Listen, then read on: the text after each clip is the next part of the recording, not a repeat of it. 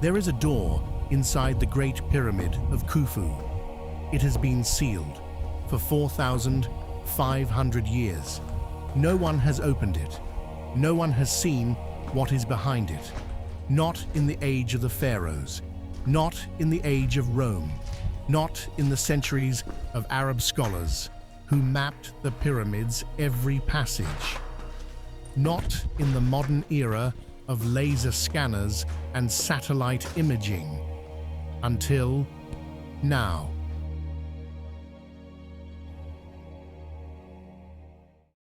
For 200 years, we told ourselves we understood the Great Pyramid. We knew its height, 146 meters when it was built, the tallest structure on Earth for nearly 4,000 years. We knew its weight, roughly 6 million tons of limestone and granite. We knew its age, constructed around 2,560 years before Christ, during the reign of Pharaoh Khufu, 4th dynasty of the Old Kingdom. We knew its interior, or so we believed. 3 main chambers, a network of passages, the Grand Gallery, a corbelled vault that rises 9 meters above a corridor barely a meter wide, and at its heart, the King's Chamber, an empty red granite room where Khufu's sarcophagus once rested, open and bare since at least the 9th century. Archaeologists had crawled through every passage, measured every stone. The pyramid, they concluded, held no more secrets. They were wrong. In 2015, an international team of researchers launched a project called ScanPyramids. Their goal was to look inside the Great Pyramid without touching a single stone. Using a technique borrowed from particle physics, the method was muon tomography. Muons are subatomic particles produced when cosmic rays strike the Earth's atmosphere. They rain down on our planet constantly, in the billions, passing through solid matter the way X-rays pass through flesh. Dense stone slows them. Empty space lets them through. By placing detectors inside the pyramid and measuring where muons passed freely and where they didn't, the team could map what no eye had ever seen. In 2017, they found it. A void, massive by the standards of the pyramid's interior, roughly 30 meters long, positioned directly above the Grand Gallery, a space that had not appeared on any map, that had not been documented in any ancient text, that no one in 4,500 years of recorded history had ever mentioned. The discovery was published in Nature. It made headlines across the world. And then the questions began. What was it for? Was it a construction cavity? A deliberate void left to relieve pressure on the chambers below? Was it a second burial chamber, never used? Or was it something else entirely? And then, in 2023, the ScanPyramids team published a second finding. A corridor 9 meters long, 1 meter wide, hidden just behind the chevron stones on the pyramid's north face. The decorative stonework above the entrance that tourists have photographed for 2 centuries without knowing what lay behind it. And at the end of that corridor, a door. What is a sealed door inside a pyramid? In the context of ancient Egypt, the answer is deliberate. The Egyptians understood permanence. They built in limestone and granite precisely because they intended things to last. A sealed door is not an accident. It is a choice.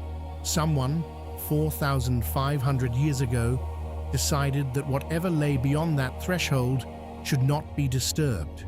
We know that the pharaohs concealed things of value, not only objects, gold, canopic jars, ushabtis, but knowledge. The walls of tombs were not decoration. They were instructions, spells, maps for a journey the dead were expected to take. In the New Kingdom tombs of the Valley of the Kings, sealed chambers were found to contain not just treasures, but entire cosmologies, the complete architectural vocabulary of a world that existed for the Egyptians just on the other side of death. Khufu's pyramid is older, Old Kingdom, a period we understand less completely, a period from which fewer texts survive, a period in which the rituals surrounding death and kingship were still being constructed. What did Khufu believe was necessary to preserve in a sealed stone room for eternity? We do not know. The robot sent by the ScanPyramids team reached the sealed door. Its cameras recorded the space, its sensors measured the stone, and then it stopped, because the door still has not been opened. The Egyptian Ministry of Antiquities made a decision that is worth understanding. In a country where archaeological sites have suffered from centuries of looting, from colonial extraction, from the irreversible damage of well-intentioned but poorly executed excavations, caution is not timidity, it is hard-won wisdom. You open a sealed chamber once, you cannot seal it again. In November 2025, Zahi Hawass, the archaeologist who has spent more of his life inside Egyptian monuments than perhaps any person alive, announced that the time had come. In 2026, for the first time in 4,500 years, the sealed door at the end of the corridor would be examined, opened, or at minimum, looked through. The technology available now did not exist 20 years ago. Endoscopic cameras small enough to pass through a gap the width of a finger, multispectral imaging that can read pigment invisible to the naked eye, environmental sensors that can detect organic material, fabric, wood, even the traces of what might once have been living matter, without touching a single object.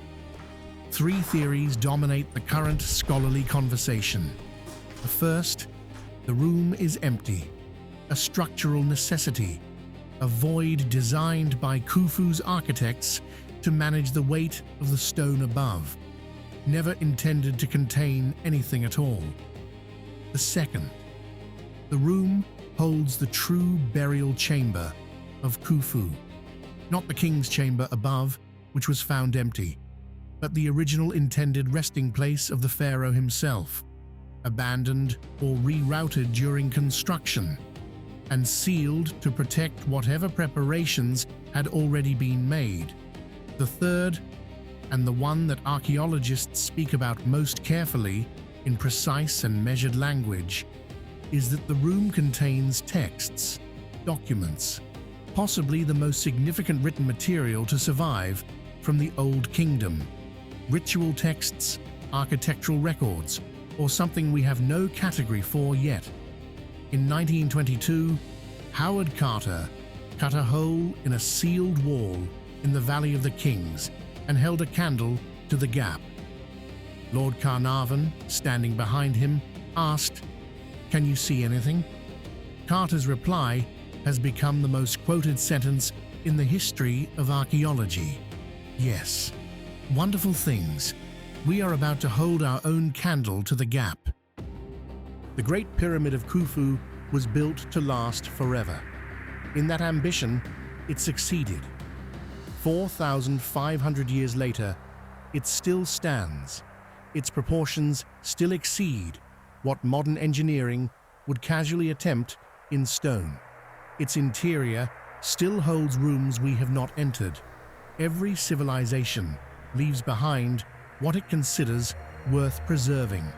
The Romans left roads and law. The Greeks left philosophy and mathematics. Khufu left a mountain of stone with a locked room at its heart.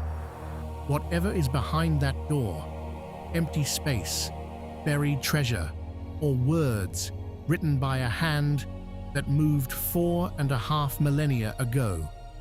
We are finally about to find out. If this world deserved to be remembered, we will find it.